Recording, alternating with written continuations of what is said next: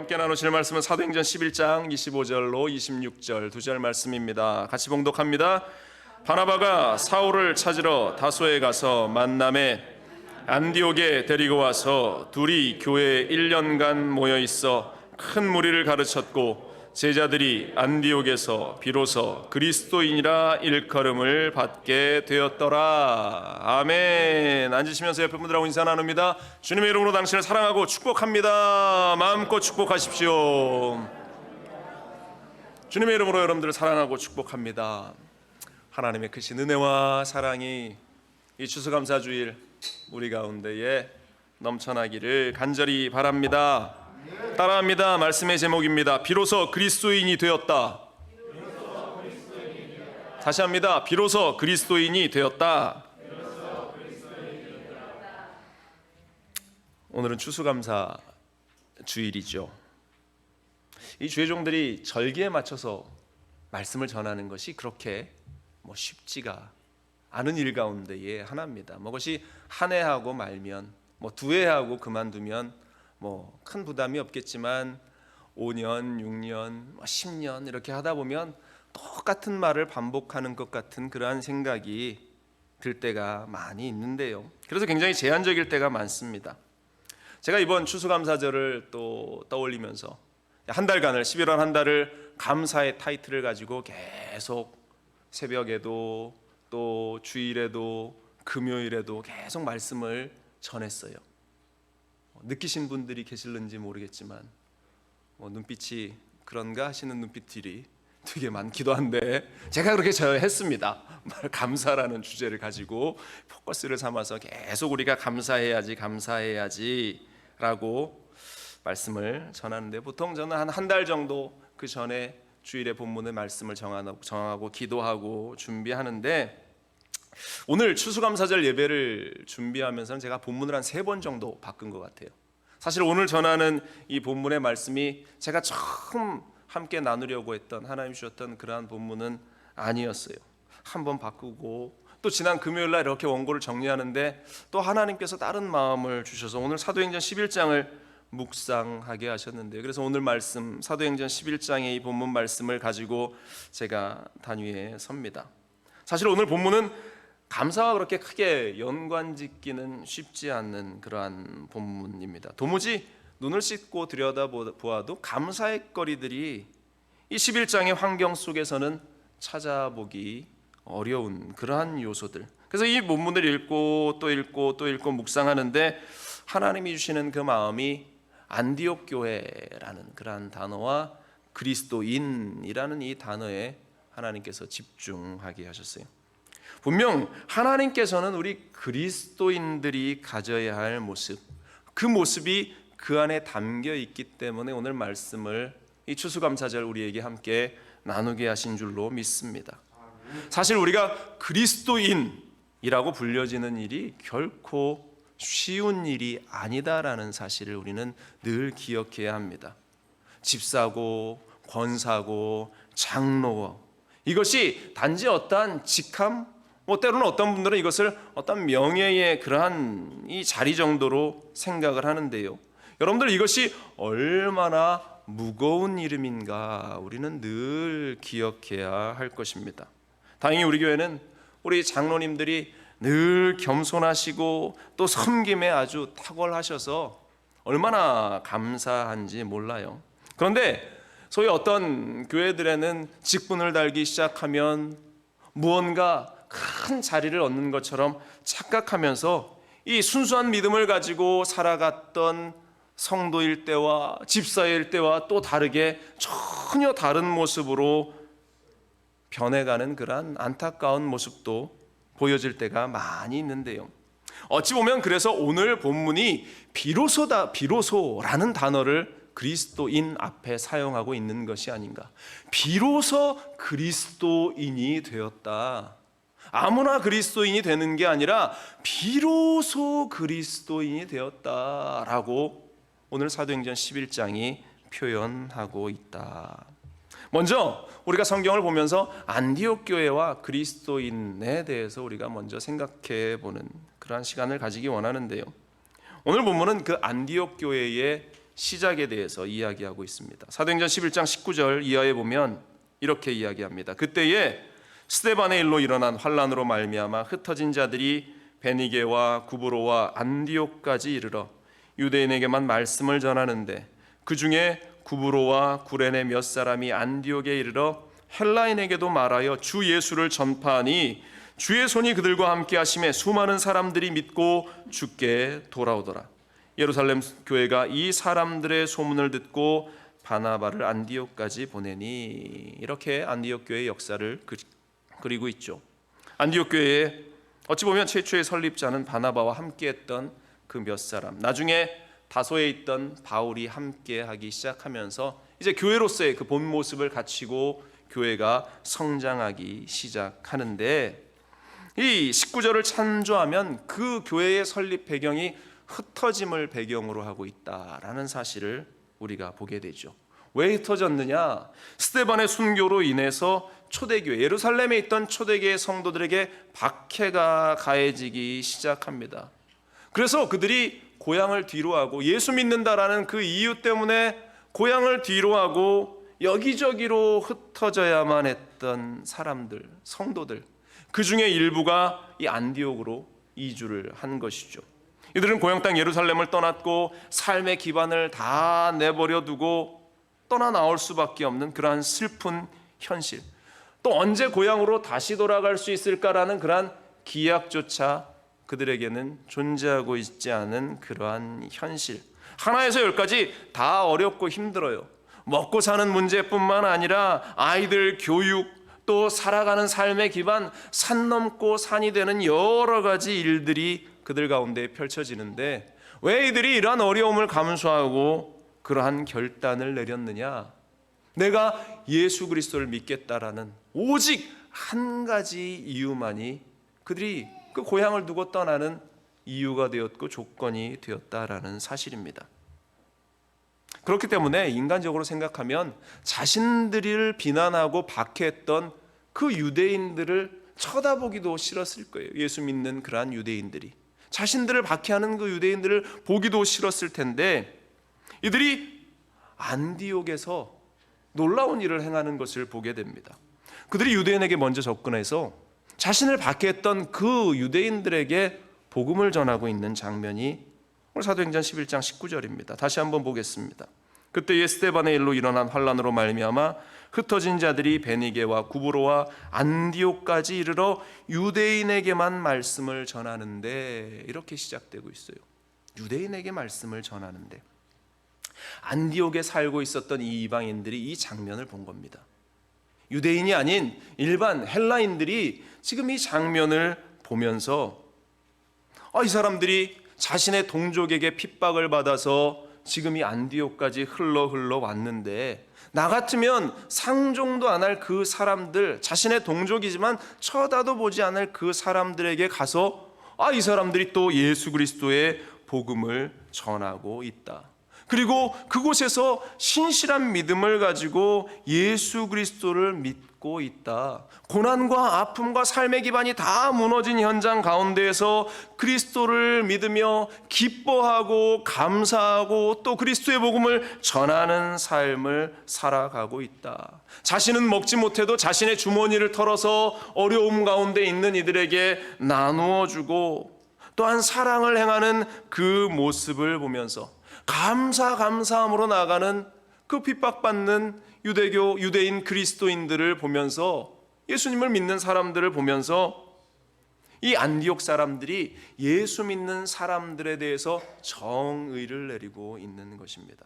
그래서 그들을 그리스도인이라고 부르고 있는 것입니다. 무엇이라고 정의했냐? 예수님을 위해서 고난받는 사람들, 예수님을 위해서 고난조차 달게 받으며 기뻐하고 감사하고 있는 사람들, 그것을 한마디로 쫙 줄여서 그리스도인이라고 안디옥 교회, 안디옥에 있는 사람들이 최초로 그 이름을 부른 겁니다. 이 그리스도인이라는 이 단어는 헬라어로 크리스티아누스라는 그러한 단어를 사용합니다. 헬라어로 크리스티아노스, 라틴어로는 크리스티아누스, 영어로는 크리스찬, 이렇게 불려지는 그 단어, 바로 그리스도에게 속하다라는 그러한 의미를 가지고 있는 단어. 그래서 얼마나 이 단어가 안디옥에 있는 사람들에게는 긍정적으로 다가온 단어였는가 모릅니다. 어렵지만 힘들지만 그들이 예수 그리스도를 믿는 그 믿음 가운데에 그 신앙을 지켜나가고 뿐만 아니라 사랑을, 자기들끼리만의 공동체가 아니라 사랑을 나누고 또 감사하고 기뻐하는 그 삶의 모습들을 보면서 야, 그리스도인들은 저렇게 살아야지, 예수 믿는 사람들은 저런 모습으로 살아야지, 예수 믿는 사람이라면 저러한 자세를 가지고 살아야지, 예수 믿는 사람들은 바로 저런 사람들이야 라고 그들이 이야기했던 것이 바로 안디옥에서 처음 붙여진 그리스도인이라는 이름이었다라는 사실입니다. 그렇다면 두 번째로 우리는 그리스도인임을 어떻게 증명하면서 살아나가고 있는가? 우리 추수감사절에 한번 우리의 삶에 적용해 봅시다. 여러분들 그리스도인입니까? 아멘. 우리 최태훈 전사님만 자신 있게 아멘. 다시 한번 묻습니다. 여러분들 그리스도인입니까? 아멘. 그리스도인이다. 그럼 무엇으로 그리스도인임을 여러분들 증명하시겠습니까? 무엇으로 내가 그리스도인임을 세상 가운데에 증명하겠는가? 먼저 첫 번째로 오늘 본문을 통해서 우리가 알 수 있는 것은요, 그리스도를 닮은 삶을 사는 것으로 우리는 그리스도인임을 증명해야 한다라는 것입니다. 아멘. 그리스도를 닮은 삶을 사는 것. 안디옥의 그 성도들은 그리스도인이라고 이름이 붙여졌던 그들은 그들의 삶을 통해서 내가 예수 그리스도를 믿는 사람이다라는 사실을 나타내고 있었습니다. 사도행전 11장 23절을 보십시오. 이렇습니다. 그가 이르러 하나님의 은혜를 보고 기뻐하여 모든 사람들에게 굳건한 마음으로 주와 함께 머물러 있으라 권하니, 이란 말씀이 기록되어 있는데요, 이것은 이 안디옥의 성도들이 모이고 있다라는 이야기를 듣고 예루살렘 교회에서 이 바나바를 선교사로 파송합니다. 그때에 바나바가 그 모인 성도들에게 가장 먼저 권하며 했던 말이 주와 함께 머물러 있으라, 이러한 말이었어요. 주님과 함께 머문다라는 이 말은 주님과 함께 살아가는다라는 모습을 이야기하는 것이고요, 주님과 함께 살아간다라는 것은 무엇입니까? 주님의 방식대로, 주님이 가르치신 말씀대로, 주님이 보여주신 삶의 모습대로 살아가라고 말하는 그러한 내용이다. 바나바가 왜 이런 권면을 모인 성도들에게 하고 있겠습니까? 함께 살아가면 닮게 되어 있다라는 것입니다. 부부가 한 20년, 한 30년 살면 닮아가요. 생각도 닮아가고 식습관도 닮아가고. 제가 원래 신김치를 잘 못 먹었습니다. 그래서 날 것만 좋아해서 늘 겉절이나 이렇게 금방한 김치만을 먹었는데 결혼하고 한 해가 지나고 두 해가 지나고 세 해가 지나면서 입맛이, 저희 아내가 신 거를 또 잘 먹습니다. 입맛이 중간 지점으로 이렇게 쫙 같이 맞춰지는 신기한 일이 생겨나는 것을 보면서 부부는 닮는구나. 생각도 닮아지고 식습관도 닮아지고 생긴 것도 점점 닮아지기 시작한다. 왜 그런 일이 있습니까? 함께 사니까 그렇게 닮아지는 일이 생겨나는데, 바나바가 이 안디옥의 성도들과 또 새로 예수를 믿기로 한 사람들에게 가장 먼저 이야기하고 있는 것이 주와 함께 머물러 있으라. 은혜 가운데 있으면 예수 그리스도를 닮아가게 된다. 예수 안에 있으면 예수 그리스도께서 하신 일들을 본받아 살아나가게 된다. 예수님께서 12명의 제자들을 부르셨습니다. 그리고 그들을 세우신 목적에 대해서 말씀하셨는데요, 마가복음 3장 14절로 15절에 이에 12를 세우셨으니 이는 자기와 함께 있게 하시고 또 보내사 전도하며 귀신을 내쫓는 권능도 가지게 하려 하심이로라, 이렇게 말씀을 하고 있어요. 그런데 이 이유들이 세 개가 등장하죠. 자기와 함께 있게 하시고, 또 전도하게 하시고, 귀신을 내쫓는 권능도 주시게 하시고자 제자들을 불렀다라고 하시는데, 가장 서두에 있는 첫 번째 목적이 자기와 함께 있게 하시고 라고 이렇게 이야기하고 있어요. 자기와 함께. 가장 중요한 것을 항상 우리는 앞에 두기 마련입니다. 가장 중요하기 때문에 그 앞에 강조하면서 이야기하지 않겠습니까? 주님께서 가장 첫 번째 목적으로 삼으신 것은 우리가 그 주님과 함께 하기를 원하신다. 주님과 함께 하면서 주님의 생각을 알고 마음을 알고 뜻을 알고 주님 말씀대로 살아나가기를 원하신다. 그래서 주님께서 늘 기도하는 자리에 제자들을 데리고 가시고, 또 예수님께서 피곤하시지만 그들과 함께 대화 나누시고 함께 식사하시고, 또 기적을 행하시는 그 자리 가운데에도 제자들을 데리고 가시면서 그 모습을 함께하고 보고 배울 수 있고 닮아가게 하셨다라는 사실입니다. 여러분들, 아주 중요한 이야기가 이 가운데에 담겨 있어요. 우리가 교회에 나와야 하는 이유가 바로 여기에 있는 것입니다. 교회 공동체 안에서 먼저 믿음을 가진 선배들과 지금 금방 믿음을 가진 그러한 후배의 성도들이 함께 어우러지기 시작하면서 믿음을 우리 성도들이 어떻게 믿음을 지켜왔는지, 앞서 믿은 자들이 어떻게 신앙을 유지하며 지켜왔는지, 그 모습을 함께 어우러지면서 배우는 일이 너무나 중요하다라는 사실을 말씀드리는 것이에요. 특히 우리 젊은 세대들이, 우리 청년들이, 나이 먹으신 우리 장로님들, 우리 권사님들 결코 우습게 여겨서는 안 된다라는 사실입니다. 오늘날의 많은 청년들이 우리 부모의 세대들을 보면서 우습게 여길 때가 많이 있어요.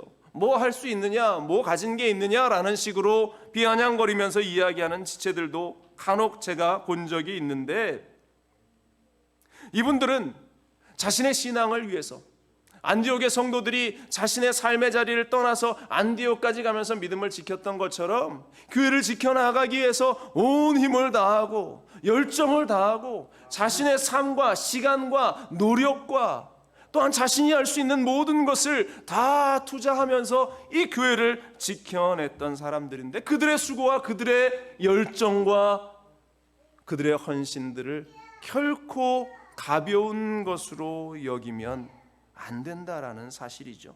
그래서 전 우리 교회를 사랑으로 지켜나가시는 우리 장로님들을 제가 집회 나갈 때마다 얼마나 자랑하는지 몰라요. 우리 교회는 이런 장로님들이 계셔서, 이런 권사님들이 계셔서 기도하고 교회를 세워나가고 교회를 지켜나가고 있습니다 라고 이야기하면 많은 교회들이 너무나 부러워하는 눈빛으로 저를 볼 때가 많이 있어요.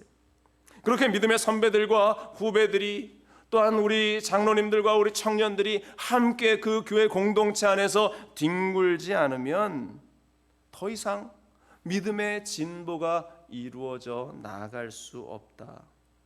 요즘 온라인이 워낙 잘 보급이 되어지기 시작하면서 많은 사람들이 나는 집에서도 얼마든지 나 혼자 신앙을 지킬 수 있다라고 이야기합니다. 그러나 온라인 상에서는 함께 살을 맞대면서 배우게 되는 그러한 믿음의 경험들을 누릴 수 없어요. 결코 나의 믿음이 더 성장하고 자라날 수 없습니다. 물론 지식적인 것들은 배울 수 있는 기회가 있겠죠. 그러나 살을 부비고 서로 함께 생각하고 서로 함께 나누는 그 열심과 사랑을 통해서 이루어지는 믿음의 진보는 결코 이룰 수 없다라는 것. 그래서 제가 교회 열심히 나오라고 여러분들에게 권면드리는 이유가 그것입니다. 금요일도 주일 예배도 새벽 예배도 또 봉사도 하고 헌신도 하라고 권면드리는 그 이유가 바로 여기에 있어요. 살을 부빌 때의 좋은 습관들이 그 가운데에서 전수되어지고 이어져 나갈 수 있다. 예수님이 얼마나 좋은 습관들을 많이 가지고 계셨는가.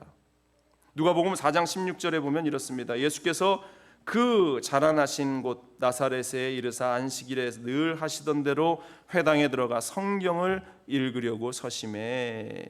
늘 하신 대로 회당에 나가서 성경을 읽었다. 늘 하나님의 말씀을 읽는 그 습관, 그 모습이 제자들에게 전수되어졌다. 이것은 갑자기 이루어진 것이 아니라 주님이 늘 하시던 대로. 또 마가복음 10장 1절에도 이렇습니다. 예수께서 거기서 떠나 유대 지경과 요단강 건너편으로 가시니 무리가 다 모여들거늘 예수께서 다시 전례대로 가르치시더니, 전례대로 가르쳤다. 표준 세번역에서는 늘 하시던 대로 제자들을 가르쳤다. 예수님께서 습관을 따라서 뭘 가르치십니까? 하나님 나라의 말씀, 그리스도인들이 가져야 할 삶의 모습, 그들이 기억해야 할 제자로서의 모습들, 늘 하신 대로. 또 기도의 자리로 제자들을 이끌어 가셨던 예수님의 모습. 마가복음 6장 41절에, 누가복음 22장 39절에 예수께서 나아가사 습관을 따라 감람산에 가심에 제자들도 따라갔더니, 늘 하시던 대로 예수님께서 습관을 따라서 그 일을 이루어 가시는 것들을 제자들이 함께 살을 부비면서 보고 배웠다라는 것입니다. 마가복음 6장 41절에도 주님께서 오병이어의 기적을 행하실 때의 장면이 등장합니다. 예수께서 떡 5개와 물고기 2마리를 가지사 하늘을 우러러 축사하시고 떡을 떼어 제자들에게 주어 사람들에게 나누어 주게 하시고 또 물고기 2마리도 모든 사람들에게 나누심에. 예수님이 행하시는 그 기적 앞에서 하나님께 기도하며 하나님이 하시는 일을 감사하며 그 일을 이루어 나가신 그 모습, 그 거룩한 모습, 거룩한 습관들이 제자들에게 이어지고, 제자들이 나중에 성령의 충만함을 받은 후에 그것들을 또 자신들의 제자들에게, 자신들의 동역자들에게 함께 나누면서 그 모습이 그리스도인의 모습으로 전수되어지고 닮아가는, 그리스도인으로 닮아가는 그 모습이 되었다라는 사실입니다. 사랑하는 여러분들, 지금 여러분들은 예수님과 함께하고 있습니까? 여러분들은 예수님과 함께하고 있습니까? 여러분들이 교회 가운데에서 예수님의 모습을 여러분들이 배우고 닮아가고 있습니까? 함께하고 있다면, 예수님이 우리 가운데 있다면 우리의 삶에 기도가 있어야 합니다. 함께하고 있다면 우리의 삶에 기적이 일어나야 합니다. 예수님이 우리와 함께하고 있다면 우리의 입에는 늘 감사가 넘쳐나야 할 줄로 믿습니다. 그러나 이것은 결코 혼자서 이룰 수 있는 일이 아니다. 예수님이 우리와 함께 하셔야 하는 것이고, 예수님이 거하시는 곳에 내가 있어야 하는 것이고, 믿음의 동역자들과 함께 어우러져야 하는 것이고, 또한 그 공동체 가운데에서 함께 만들어가야 하는 일이다라는 사실. 여러분들, 이 추수감사주일 우리가 주님과 함께, 나의 사랑하는 믿음의 동역자들과 함께 그리스도인의 이름을 회복할 수 있게 되기를 주님의 이름으로 간절히 축원을 드립니다. 두 번째입니다. 그렇다면 우리는 또 어떻게 그리스도인의 모습을 증명해야 하는가? 복음을 전함으로 그리스도인임을 우리는 증명해내야 하는 겁니다. 안디옥의 성도들이 그들이 복음을 전하는 것을 통해서 자신들이 그리스도인이다라는 것을 당당하게 드러내고 있어요. 사도행전 11장 20절로 21절에 그 중에 구브로와 구레네 몇 사람이 안디옥에 이르러 헬라인에게도 말하여 주 예수를 전하니 주의 손이 그들과 함께 하심에 수많은 사람들이 믿고 주께 돌아오더라. 주를 전파하니 주께 돌아오더라. 여러분들, 그리스도인들은 어디를 가나 그리스도인이라는 티가 나야 하는 것입니다. 내가 예수 믿는 사람이라는 사실을 나를 처음 만난 사람이 봐도 그 모습에서 당신 예수 믿으십니까? 라는 이야기를 들을 수 있어야 그리스도인이다. 왜? 만나는 사람들에게 복음을 전하기 때문에, 만나는 사람들에게 예수님을 전하기 때문에 그 모습 속에서 그리스도인이라는 모습이 드러난다라는 사실입니다. 그런데 우리가 복음을 전하지 않으면요, 우리가 예수님을 자랑하지 않으면 우리는 그리스도인이다라고 불려질 수 없는 사람들이다라는 사실입니다. 우리가 모여 앉아 이야기하는데 그 모여 앉아 이야기하는 시간 동안 예수님의 이름이 한 번도 우리 가운데 나타나지 않는다면, 나오지 않는다면, 감사도 나오지 않는다면, 간증도 나오지 않는다면, 끊임없이 세상의 이야기만 하다가 그 모임이 흩어진다면 그 모임이 무슨 의미가 있겠습니까? 그것은 세상 사람들이 모이는 개모임이지 그리스도인들이 모여있는 그 자리가 아니다.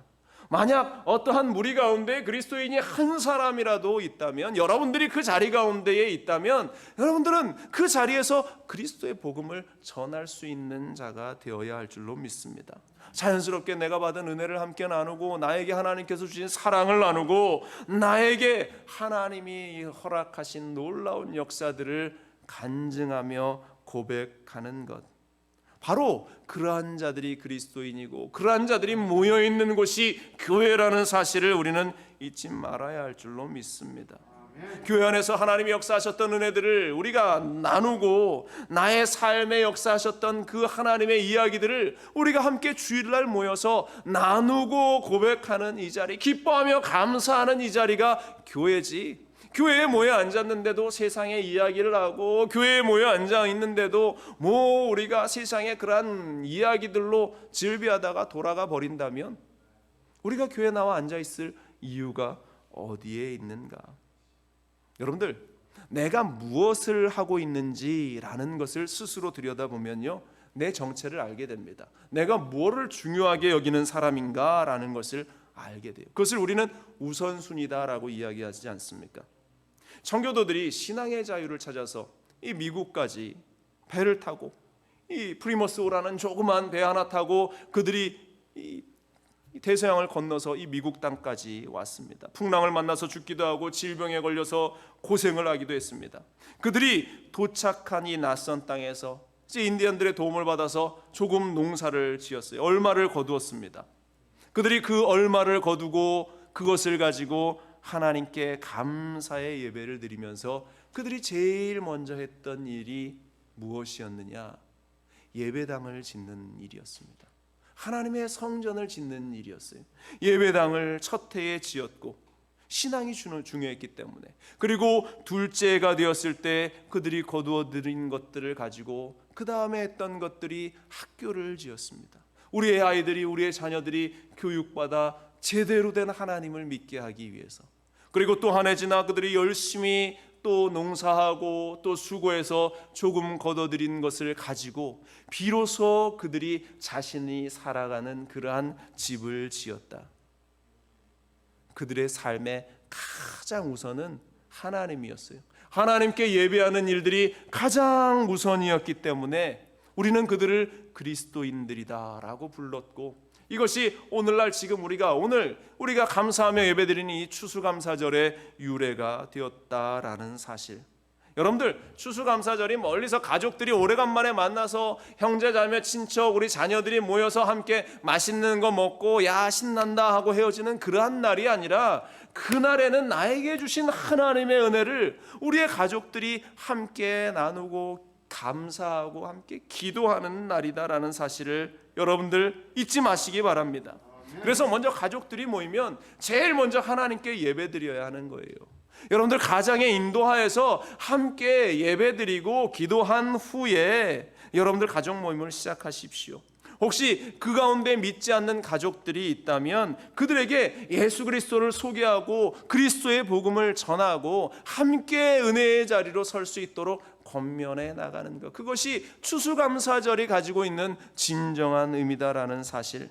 그리스도인들은 그렇게 해야 한다. 여러분들, 올해에는 반드시 여러분들 가족 모일 때에 먼저 예배드리고 함께 사랑을 나눌 수 있기를 간절히 축원을 드립니다. 가족들이 함께 모여서 기도하고 예배하고 하나님이 하신 일들에 감사할 때에 그곳에 하나님의 놀라운 은혜의 역사들을 허락해 주실 줄로 믿습니다. 무엇에 우선순위를 두고 있는가? 사도 바울이 죄인으로 로마에 끌려갔어요.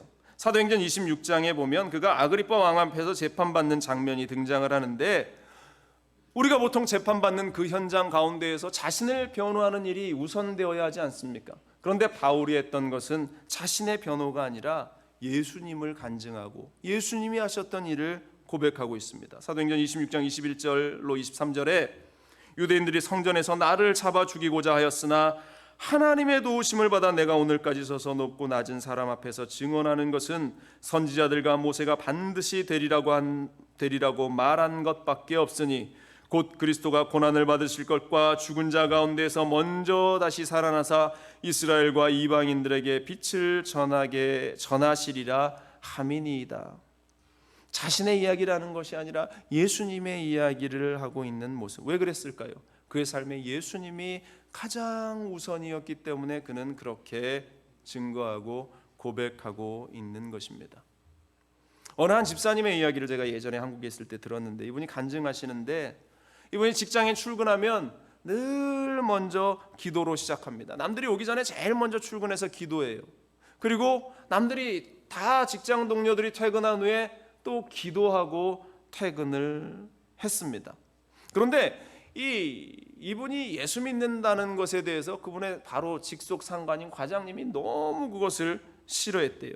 교회 간다고 하면 트집 잡고, 또 회식 자리에서 술 안 마신다 그러면 또 트집 잡고, 또 주말이 되면 함께 직원 단합대회가 있어서 뭐 등산도 하고 체육대회도 하는데 이분은 교회 간다고 빠지니까 너무너무 싫다고 하면서 예수 믿는다는 그것 하나만으로 이분을 얼마나 핍박하고 조롱했는지. 그러면서 연말이 되면 인사고과를 주는데 늘 이 집사님이 최하점을 받아요. 그러니까 인간적으로 생각할 때 내가 들어서 이 직장 내가 때려쳐버리고 말지, 솔직히 그런 생각이 골백 번도 들었는데, 예수 믿는 사람이 그러면 안 되지라고 하면서 인내하고 또 기도하고 또 기도하면서 늘 아침에 일찍 가서 기도하고 저녁에 제일 늦게 퇴근하면서 주변을 다 정리하고 또 기도하고, 그렇게 그 일상을 보내는데 어느 날 자기를 그렇게 미워하는 과장님이 퇴근 시간에 자기를 부르더랍니다. 그러면서 이러는 거예요. 이야기 좀 하자고. 내가 지난밤에 꿈을 꾸었는데 꿈속에서 당신을 봤어. 당신이 그런데 나를 위해서 기도하고 있더구만.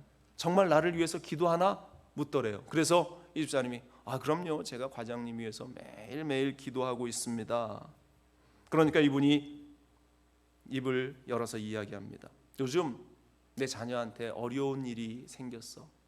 질병이 생겼는데 이게 도무지 해결할 수 있는 일이 아니야 라고 하면서 자신의 이야기를 쭉 하더래요. 그러면서 이 마지막에 하는 이야기가 자신의 어머님이 권사님이신데, 나는 엄마가 그렇게 기도하는 모습을 볼 때마다 마음에 미움이 생기고 싫어하는 마음이 생겨서 내가 자네를 보면서 그렇게 못살게 굴었던 이유가 자꾸 내 어머니의 모습이 떠올랐기 때문이야 라고 이야기를 하더랍니다. 그러면서 마지막에 나를 위해서 당신이 기도하고 있다면 정말 나를 위해서 더 좀 기도해 주시기를 바랍니다, 이렇게 얘기를 하더랍니다. 그 이야기가 있은 후에 그 다음 날부터 이분이 과장님에게 권면해서, 과장님, 하루 일과가 마치면 저하고 잠시 기도하고 퇴근하십시다. 그래서 그 과장님이 동의하면서 같이 기도를 시작했는데, 정말 거짓말처럼 한 달도 채 되지 않았는데 그 과장님의 가정 가운데 자녀들에게 있었던 그 문제, 질병의 문제가 순식간에 사라지고 치료됐어요. 이 과장님이 기뻐하면서 달려오면서 이렇게 이야기하더랍니다. 오늘 내가 병원에 갔다 왔는데 우리 아이가 나았답니다. 우리 아이가 치료를 받았답니다. 기도해 주셔서, 당신이 나를 위해서 기도해 주셔서 이러한 기적이 일어난 것 같습니다. 그동안 내가 당신을 힘들게 해서 너무나 미안합니다, 이렇게 이야기를 하더래요. 이 집사님이 일을 시작할 때 기도하고 퇴근할 때 기도하고 자기만을 위해서 기도했겠어요? 그 직장 상사를 위해서 기도하고 함께 일하는 동료들을 위해 기도하고 회사를 위해서 기도하지 않았겠는가? 그러나 그 기도가 많은 핍박이 있었지만 때가 되자 하나님께서 그러한 은혜의 사건들을 하나 둘 만들어 주시면서 그 직장 가운데에서도 인정받고 세워지는, 저 사람은 그리스도인이야, 저 사람은 하나님을 예배하는 진짜 그리스도인이야, 그러면서 다른 예수 믿는데도 회식 자리에 가서 술을 잘 마시고 이 주일날 껄핏하면 빠지는 그러한 이 직장 동료들을 보면서 이 과장이 쟤는 가짜야, 쟤는 가짜고 당신이 진짜야, 그렇게 이야기들을 하는 일들이 생겨나게 되었다. 여러분들은 어디에 우선순위를 두고 있습니까? 안디옥 사람들은 예수 그리스도를 믿고 예수 그리스도를 전하는 일에 자신의 최우선의 삶을 살았기 때문에 그들은 그리스도인이라고 불렀습니다.